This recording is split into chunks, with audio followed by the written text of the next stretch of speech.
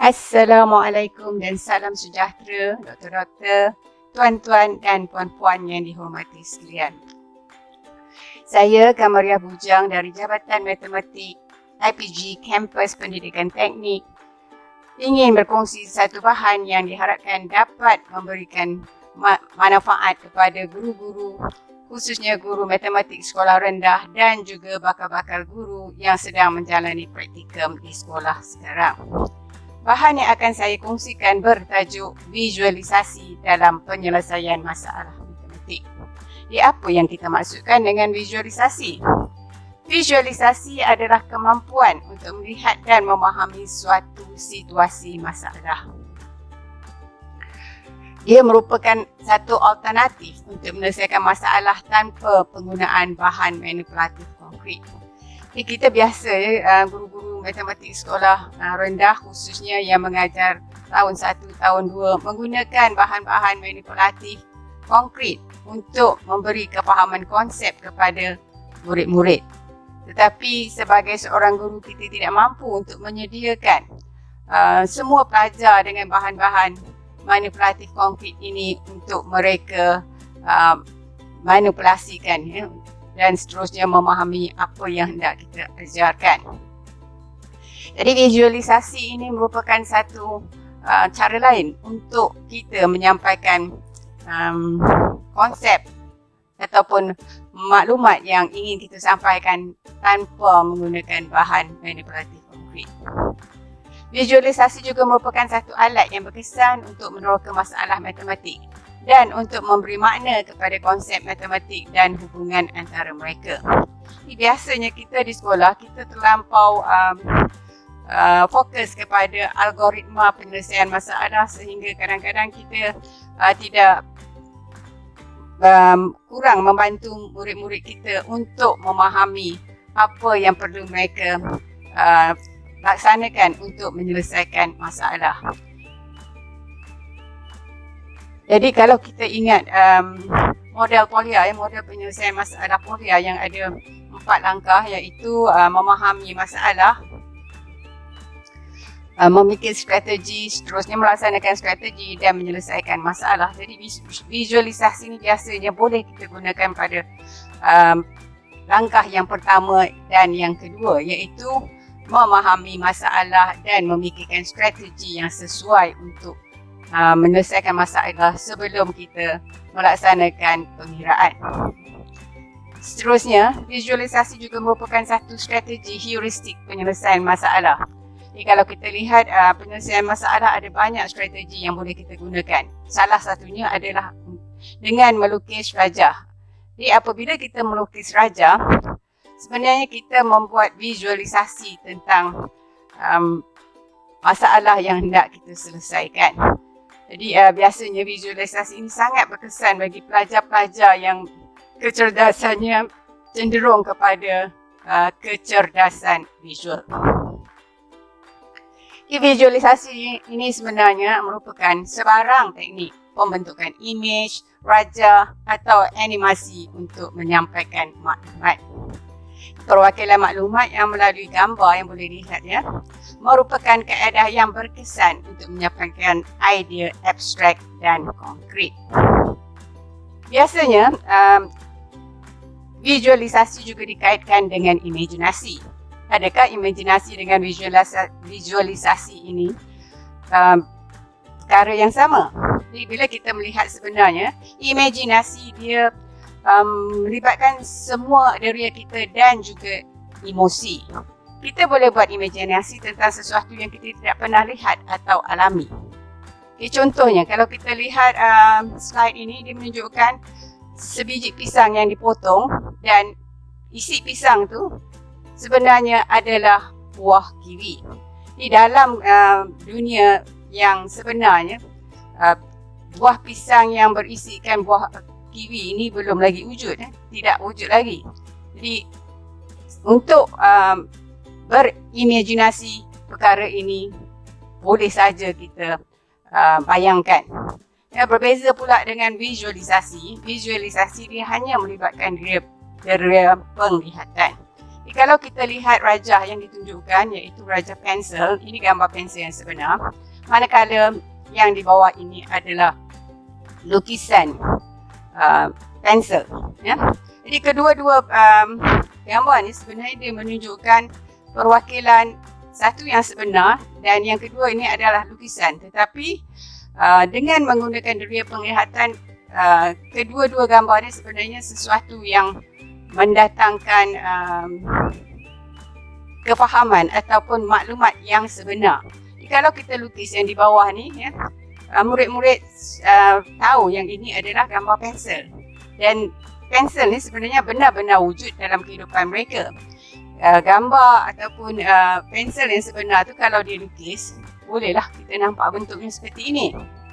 Ya? Sedangkan kalau kita lihat gambar pisang dengan isi buah kiwi ni, sebenarnya tidak boleh kita lihat dalam dunia realiti yang sebenar. Jadi kenapa pula kita perlu kepada visualisasi?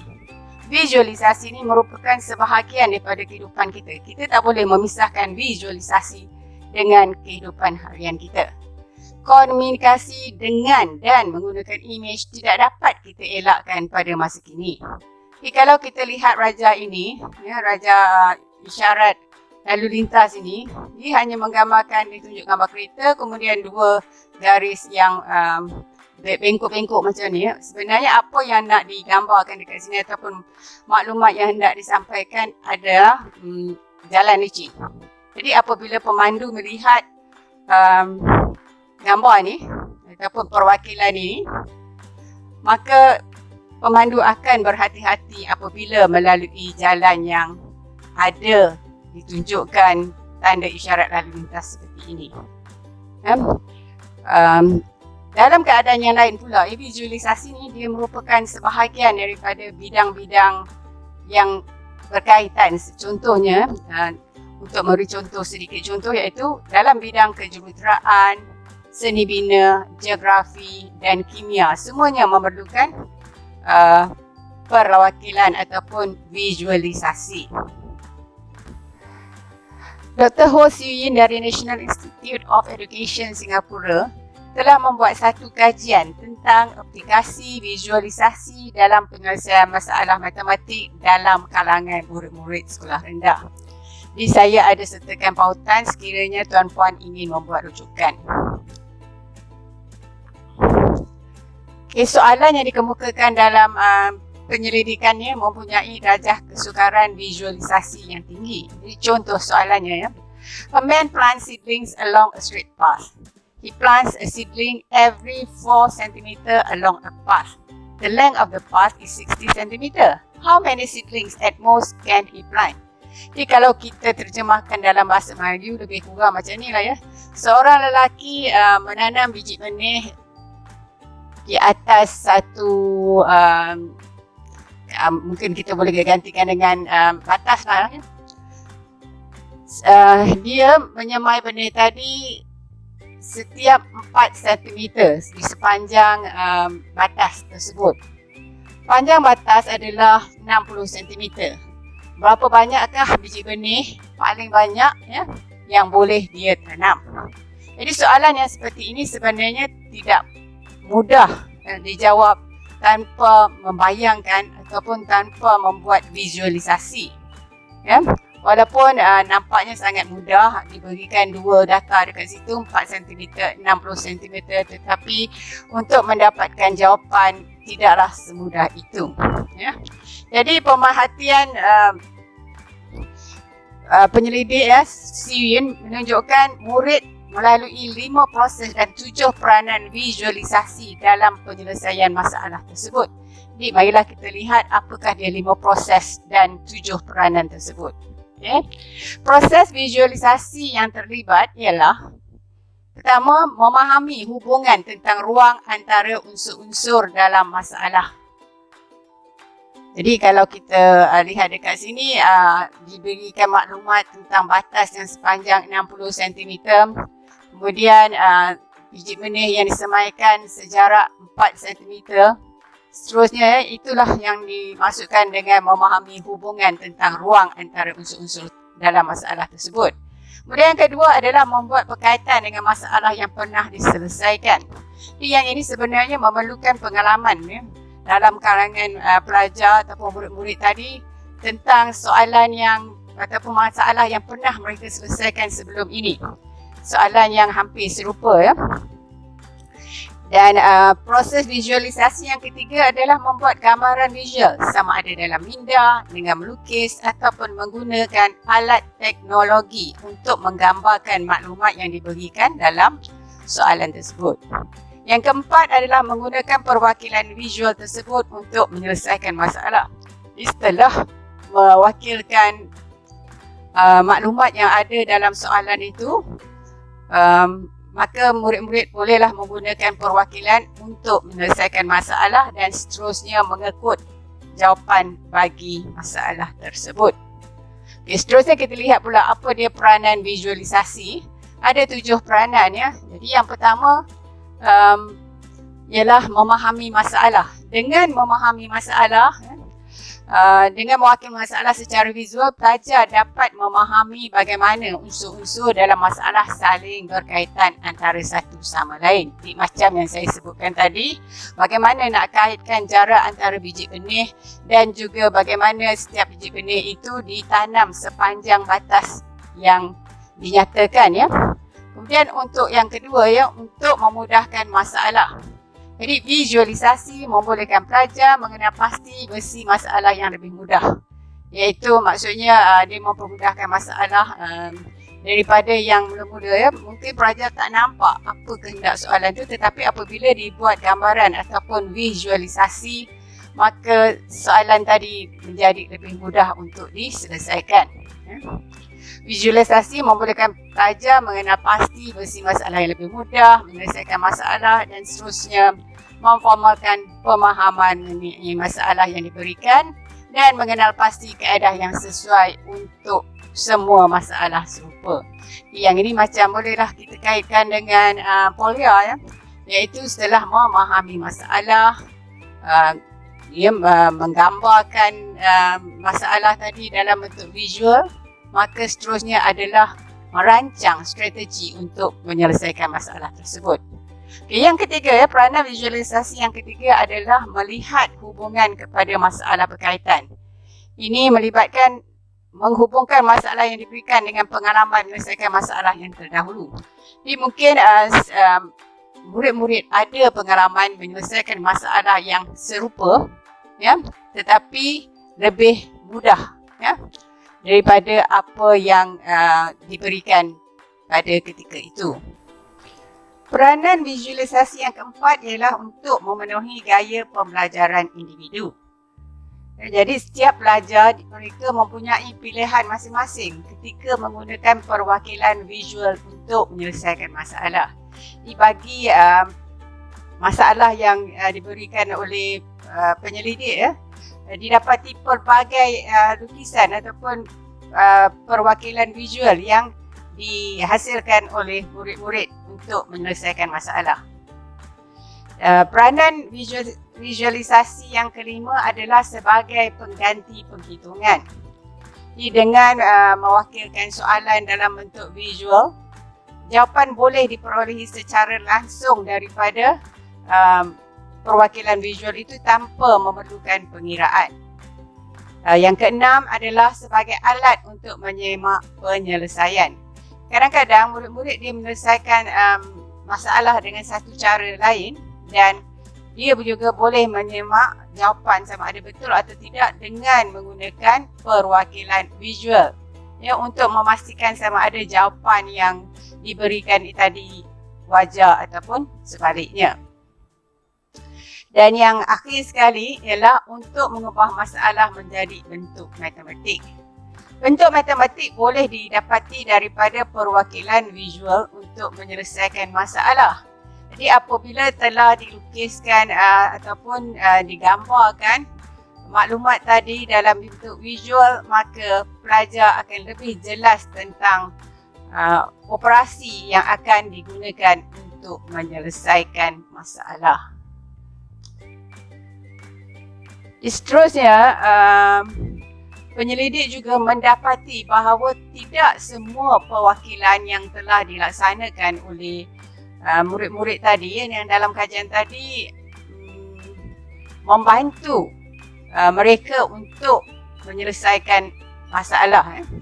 Jadi menurut Dizman 2000, perwakilan visual yang tidak membantu adalah sekiranya rajah yang dilukis itu terlalu kecil untuk mewakilkan kesemua maklumat yang berkaitan dengan masalah. Yang kedua ialah sekiranya rajah itu terlalu bercelaru untuk melihat unsur-unsur masalah dengan jelas. Dan yang ketiga adalah ruang pada rajah tidak mencukupi untuk menambah maklumat tambahan.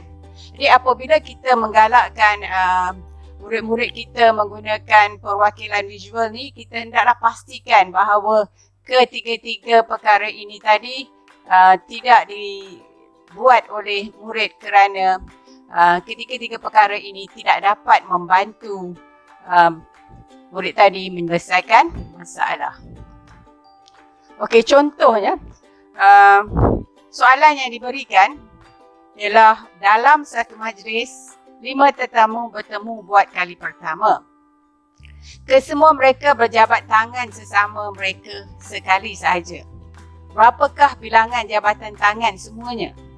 Jadi ini adalah merupakan satu penyelesaian yang telah dibuat oleh salah seorang daripada murid sekolah, dan sebenarnya gambaran ini walaupun dia nak cuba tunjukkan yang ini yang tegak-tegak ni sebenarnya 5 tetamu, dan dia cuba membuat dia setiap tetamu berjabat tangan sekali, tetapi di pertengahan jalan murid tadi juga sendiri telah hilang punca. Jadi rajah dia ini tidak dapat membantu murid tersebut untuk menyelesaikan masalah. Jadi sebenarnya rajah yang dilukis dengan betul dapat membantu murid menyusun maklumat dengan sistematik dan seterusnya menyelesaikan masalah. Di masalah jabatan tangan tadi boleh kita buat seperti berikut ya. Katakan setiap tetamu yang hadir tadi kita labelkan dengan A, B, C, D, E. Okey. Seterusnya kita lihat ya, setiap orang akan berjabat tangan hanya sekali. Jadi kita mulakan dengan A. A akan berjabat tangan dengan B. A akan berjabat tangan dengan C, D dan juga E. Okey. Jadi walaupun ada 5 orang, sebab A yang berjabat tangan dan tidak boleh ada ulangan, maka untuk A dia perlu membuat 4 jabatan tangan yang seterusnya. Ya. Seterusnya kita lihat untuk B pula, oleh kerana dia sudah berjabat tangan dengan A, maka orang yang seterusnya perlu dijabat tangan adalah C, D dan juga E. Okey. Dia tidak perlu lagi berjabat dengan A sebab telah dibuat tadi ya. Seterusnya kita lihat pula C telah berjabat tangan dengan B. Okey, dan juga telah berjabat tangan dengan A. Yang belum lagi adalah dengan D dan juga dengan E. Okey. Dan yang akhir sekali ialah tinggal D. D dah berjabat tangan dengan A, B, C. Yang belum lagi adalah dengan E. Jadi perwakilan yang seperti ini sebenarnya boleh membantu murid-murid menyelesaikan masalah. Jadi selepas melukis ini, maka dengan mudah sekali murid tadi boleh mengira. Dengan mengira garisan-garisan ini didapati bahawa terdapat 10 jabatan tangan kesemuanya. Mari kita lihat satu lagi contoh di mana penggunaan visualisasi memudahkan kita menyelesaikan masalah. Okay. Masalah yang diberikan berbunyi seperti berikut. Seekor katak cuba memanjat keluar sebuah perigi sedalam 12 lapisan bata. Setiap kali katak melompat setinggi 4 lapisan bata. Tetapi oleh kerana perigi licin, katak akan tergelincir turun 1 lapisan bata. Soalannya ialah berapakah bilangan loncatan yang perlu dilakukan oleh katak untuk keluar dari perigi. Jadi kalau kita baca maklumat ini, apa yang kita dapati adalah 3 data, ya, iaitu dalam perigi ialah 12 lapisan bata. Setiap kali katak melompat, dia boleh melompat setinggi 4 lapisan bata, tetapi tergelincir 1 lapisan bata. Jadi kalau kita lihat data yang diberikan ini dan cuba memikirkan secara terus operasi yang sesuai, agak sukar untuk kita mendapatkan penyelesaian, ya. Jadi kita gunakan visual seperti yang terdapat di sebelah ini untuk menyelesaikan masalah. Ini katakan untuk loncatan yang pertama, katakan ini adalah dasar perigi. Untuk loncatan yang pertama, katak akan melompat 4 lapisan bata, kemudian tergelincir 1 lapisan. Jadi di akhir loncatan pertama dia berada di sini, ya. Seterusnya, katak tu lompat lagi 4 lapisan bata dan tergelincir 1 lapisan bata, dan di akhir loncatan kedua dia berada di kedudukan seperti yang ditunjukkan dalam rajah. Seterusnya untuk loncatan yang ketiga, loncat 4 lapisan bata dan tergelincir 1 lapisan bata, dan seterusnya katak membuat loncatan yang keempat, iaitu setinggi 4 lapisan bata. Tapi kali ini katak itu sudah pun berada di luar perigi, jadi dia tidak akan tergelincir lagi. Di dekat sini, ya, kita boleh membuat kesimpulan bahawa katak itu hanya perlu melompat sebanyak 4 kali untuk berada di luar perigi. Okey, dekat sini, ya, penyelesaian masalah ini dengan jelas sekali menunjukkan bagaimana penggunaan visual memudahkan penyelesaian masalah berbanding dengan kaedah yang biasa kita gunakan, iaitu menggunakan operasi-operasi tertentu untuk menyelesaikan masalah. Daripada contoh-contoh yang dibincangkan tadi, mungkin terlintas di fikiran tuan-puan, adakah visualisasi ini hanya sesuai untuk menyelesaikan masalah yang bukan rutin saja, ya? Sebenarnya visualisasi ini sesuai digunakan untuk apa saja penyelesaian masalah, ya? Asalkan dia dapat membantu murid-murid menyelesaikan masalah. Jadi dalam sekolah rendah, ya, ada dicadangkan tentang penggunaan model blok untuk menyelesaikan masalah matematik. Model blok ini merupakan satu kaedah ataupun satu pendekatan yang menggunakan visualisasi untuk menyelesaikan masalah matematik. Okey. Jadi dia terdiri daripada rantau ataupun palang segi 4 tepat yang dipanggil model, dan dia memudahkan pengguna membuat visualisasi konsep dan seterusnya menyelesaikan masalah. Kita lihat satu contoh. Siti membeli 15 keping biskut, adiknya Alia beli 12 keping biskut lagi. Berapakah bilangan biskut semuanya? Kalau kita lihat, ya, kalau dalam gambar ni, yang ini adalah biskut Siti, yang ini biskut Alia. Jadi keseluruhannya kita gabungkan, maka kita bolehlah hitungkan keseluruhannya untuk mendapatkan jawapan.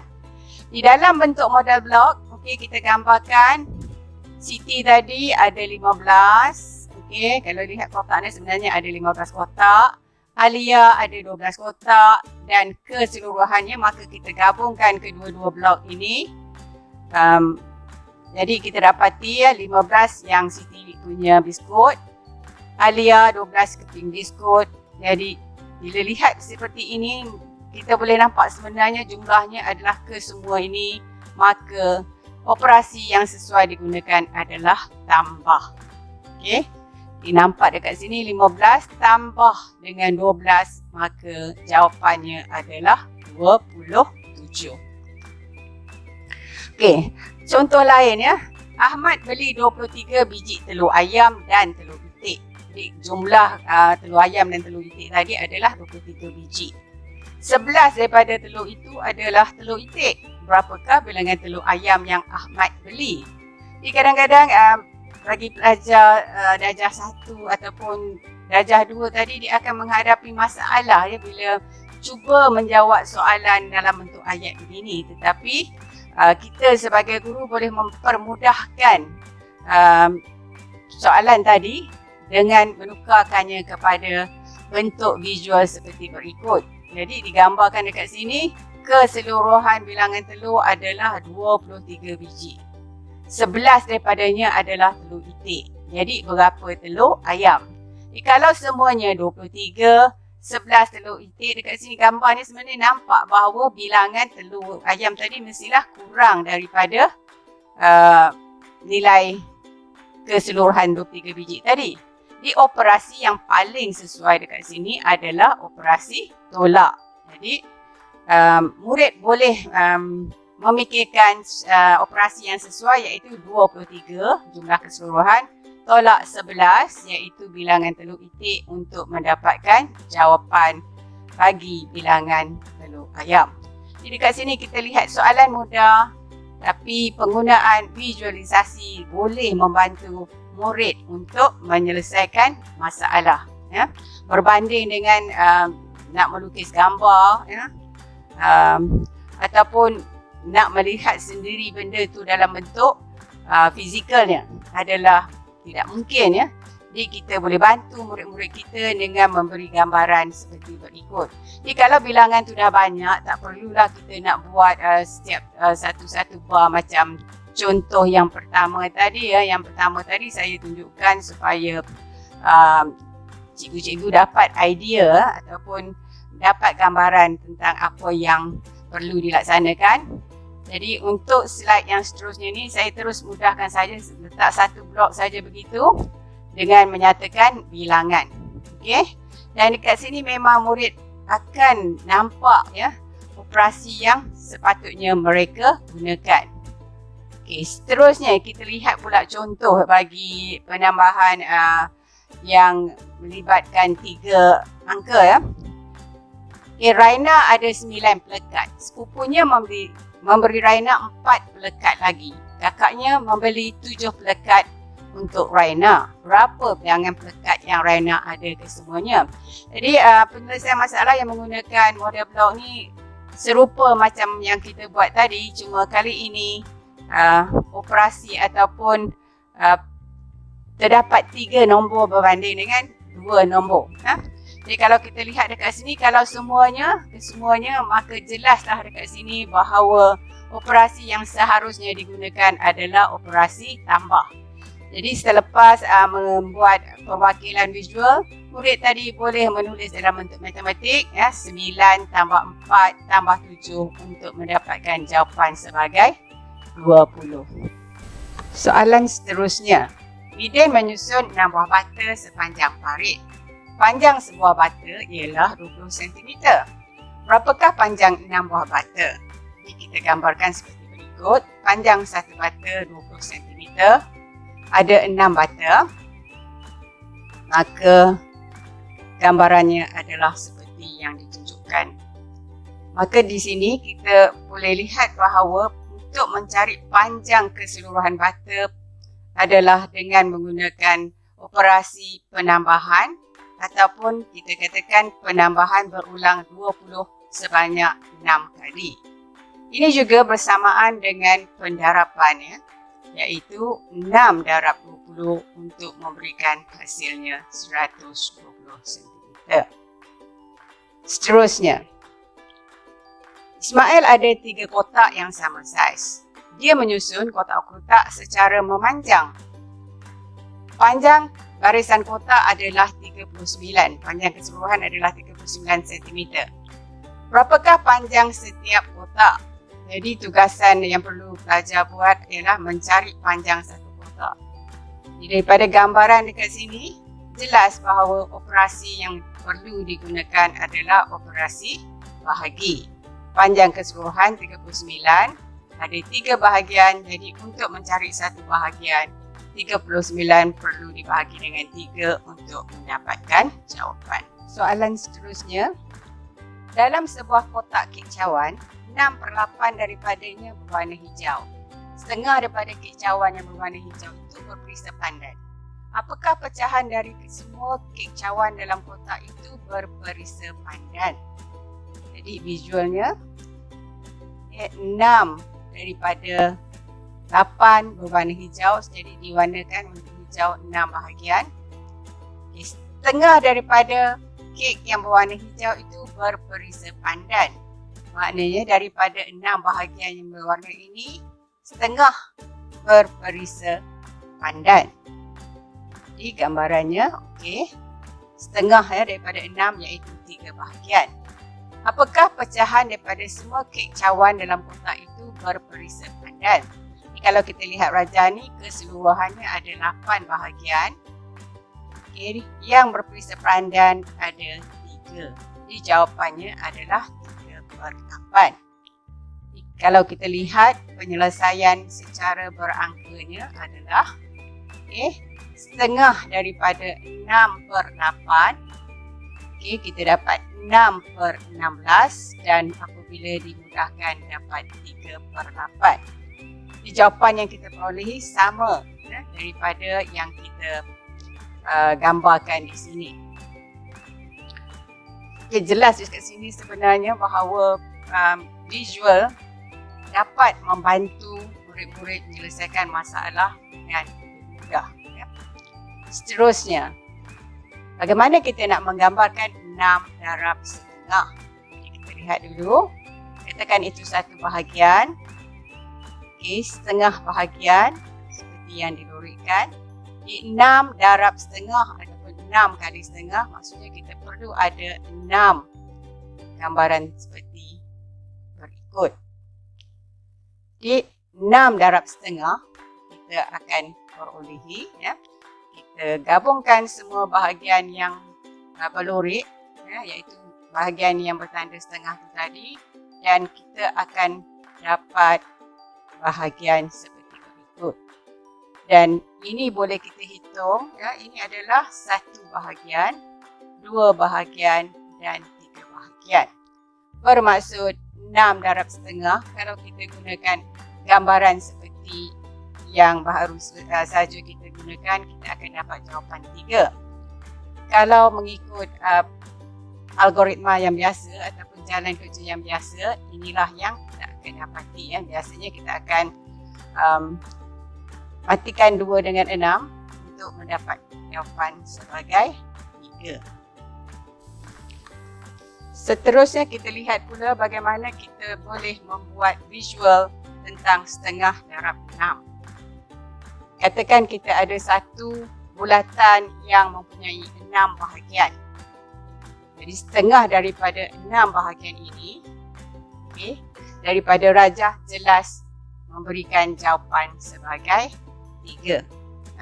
Jadi setengah darab 6 bersamaan dengan 3. Seterusnya gambaran 6 bahagi 2. Katakan kita ada 6 objek. Kita bahagikan kepada 2 bahagian. Kita dapat 1 bahagian, 1 lagi bahagian. Maka untuk 1 bahagian mengandungi 3 objek. 6 bahagi 2 bersamaan dengan 3. Kita lihat lagi contoh lain. Bagaimana pula kita menggambarkan 6 bahagi setengah. Katakan kita ada 6 bulatan. Kita bahagikan setengah. Jadi kita akan dapat berapa bahagian. Kat sini kalau kita kira ada 1, 2, 3, 4, 5, 6, 7, 8, 9, 10, 11, 12. Atau dengan kata lain ada 12 setengah dalam 6. Seterusnya, bagaimana kita menggambarkan 3/4 bahagi 1/8. Rajah yang atas ini adalah 3/4, yang di bawah ini adalah 1/8. 3/4 bahagi 1/8 bermaksud ada berapa bahagian 1/8 dalam 3/4. Kita lihat gambarannya. 3/4, kita cuba masukkan bahagian 1/8 di dalam 3/4. 1 bahagian, 2 bahagian, 3 bahagian, 4 bahagian, 5 bahagian, 6 bahagian. Jadi 3/4 bahagi 1/8 jawapannya adalah 6. Dan ini adalah perkiraan yang biasa diajar di sekolah. Jawapannya sama. Seterusnya, bagaimana kita boleh menggambarkan 5/3?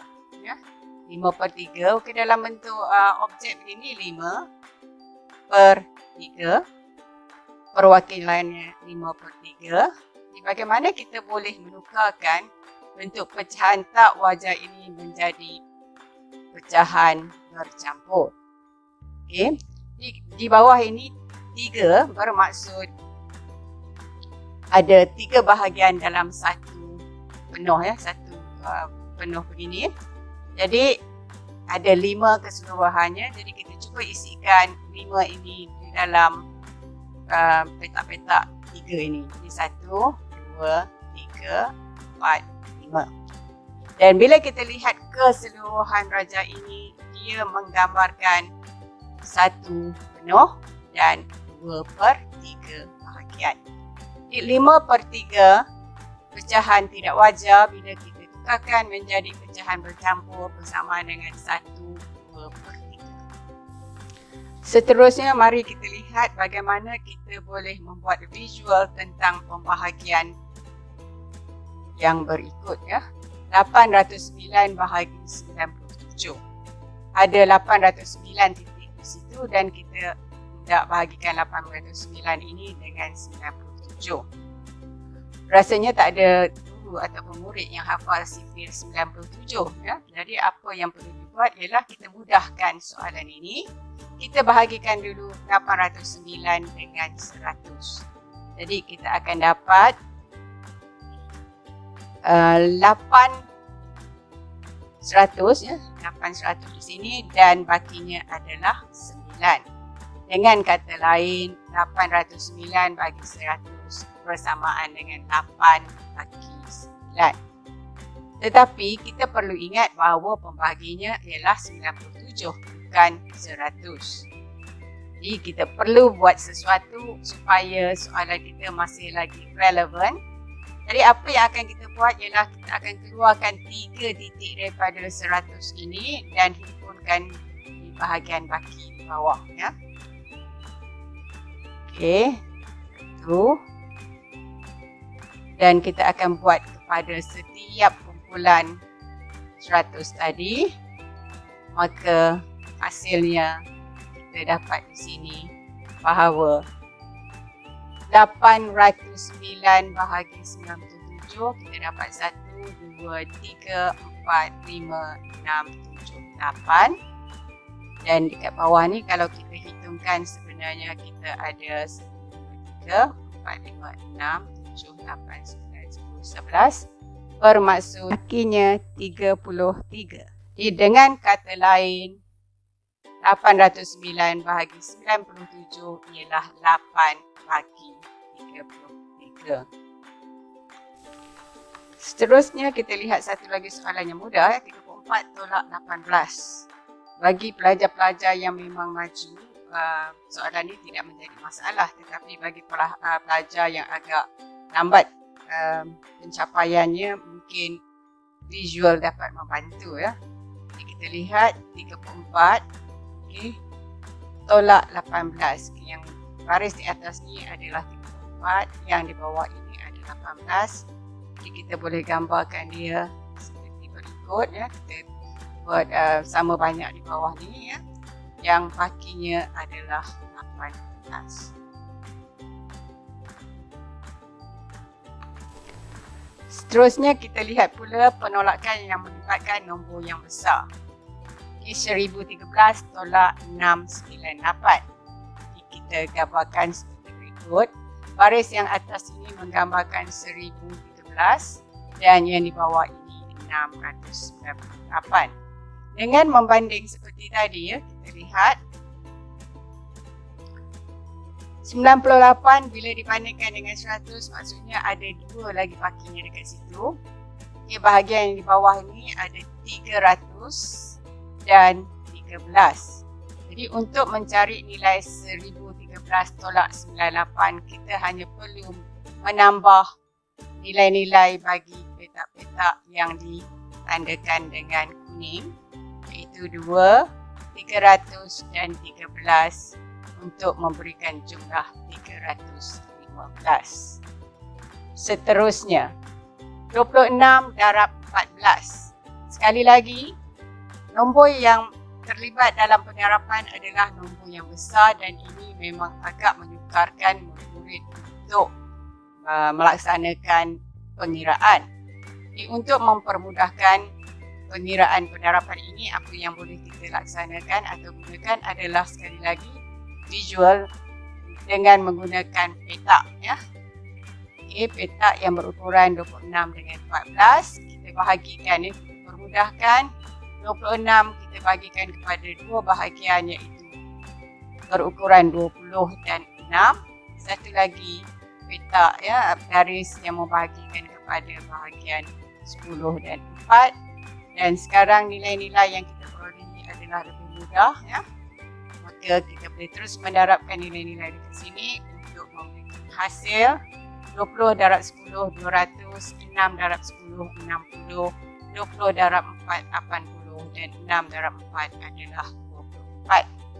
Maka 26 darab 14 merupakan jumlah kesemua nilai-nilai di dalam ini untuk memberikan hasilnya iaitu 364. Nampaknya kita dah sampai kepada penghujung perkongsian kita. Sebenarnya visual ni ada banyak lagi yang boleh kita gunakan, ya, untuk menyelesaikan masalah-masalah, tetapi dalam masa yang terhad ini tak mungkin dapat saya kongsikan keseluruhannya. Cuma apa yang saya harapkan, apa yang saya telah kongsikan ini dapat memberi manfaat kepada tuan-puan, dan semua yang baik itu sebenarnya datang daripada Allah. Segala kekurangan dan kelemahan itu datang daripada saya. Sekian, terima kasih.